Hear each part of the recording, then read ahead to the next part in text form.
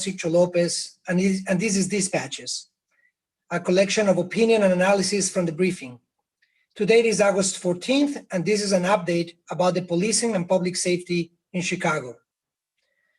Chicago Mayor Lightfoot demanded that consequences in the form of swift prosecution be imposed on those arrested for looting downtown on Sunday night. Without these consequences, we're told that these quote-unquote criminals will just do it again.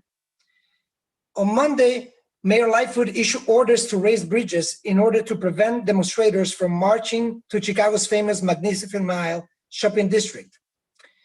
Without the threat of incarceration, Mayor Lightfoot tells us more crime will be committed by Black youth from poor neighborhoods. We're also told that if we don't demand consequences, we're condoning looting and cheapening the important work done by peaceful activists. Many argue that we shouldn't have compassion for those looters because their actions are illegal, even they are a response to the violence of systemic racism and inequality.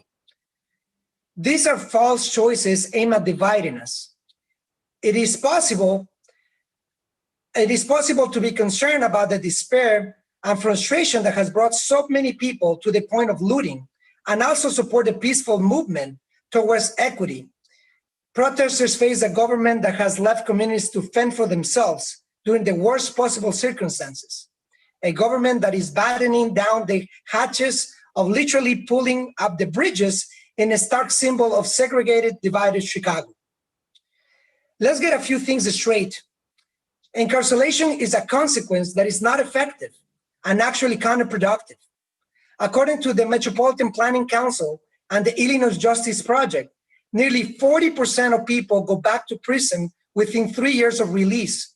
And Black and brown young men have been telling us for years that they grow up with a certainty that they will go towards prison someday, go back to prison someday. Their childhood and adolescence is marked by the knowledge that the future is bleak and there are few ways out. How should they think any differently when in press conferences, on social media, and the evening news, politicians are clamoring to cage them and also their friends? The primary reason formerly incarcerated people recidivate is that when they get out, there aren't adequate supports in their communities to enable them to find housing, employment, and safety. Now, Mayor Lightfoot is working with the Trump administration on federal policing programs in Chicago.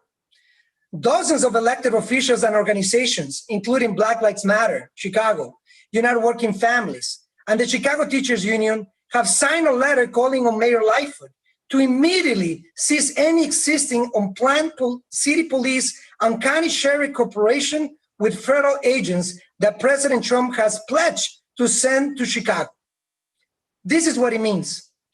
Do not follow these federal agents to use city police or county sheriff property, staff, or other resources, including offices, parking lots, police stations, or the Cook County Jail. 2, cease all information and database sharing with federal law enforcement agencies. 3, do not allow federal agents to assume custody of anyone who is being held in custody of the Chicago Police Department or the Cook County Sheriff, including our Cook County Jail. Number 4, expand existing sanctuary zones, including schools, hospitals, and places of worship, to include other city properties, including library and park buildings, so that federal agents are not permitted to enter, detain, or interrogate civilians. If Mayor Lightfoot stops cooperating with the Trump administration and starts focusing on what her communities are telling her they need, services instead of police, we can reimagine safety in Chicago.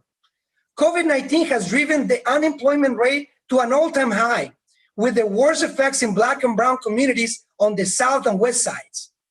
One University of Chicago scholar is predicting that as many as 42% of layoffs during the pandemic will be permanent. Despite the urgent need for more services in this time of economic hardship, Mayor Lightfoot has said it will be irresponsible to defund policing and invest in services instead. But while other cities have announced plans to make major cuts to police budgets, cities are reimagining their emergency response procedures and reinvesting those dollars directly into the community. Cities from Austin to Minneapolis to Los Angeles have committed to divesting from overall policing budget and reinvesting in the community. Yet here in Chicago, we apparently cannot even have a dialogue about what the world will be without militarizing police, would look like, without being chastised or with the mayor for being irresponsible. This is civil rights. This is a civil rights issue over time, and we will not shy away from tackling it head on by offering important incremental reforms that are doomed to fail because the institution of policing is itself, in its origin, a problem. And American policing is built upon a system that favors white safety and white ownership at the expense of Black and brown lives. And our people are traumatized by the long and well-documented history of police brutality. The war against our own people must be stopped. And we cannot keep pouring tax dollars into an institution that undercuts our constitutional rights and perpetuates violence in our communities. Unless Chicago's long-term plan is to lock people up and throw away the key, we need to start addressing the root causes and lead to crime and what is leading to crime. Otherwise, the consequences will be ours to bear. I'm Alderman Byron Sixto Lopez, and this has been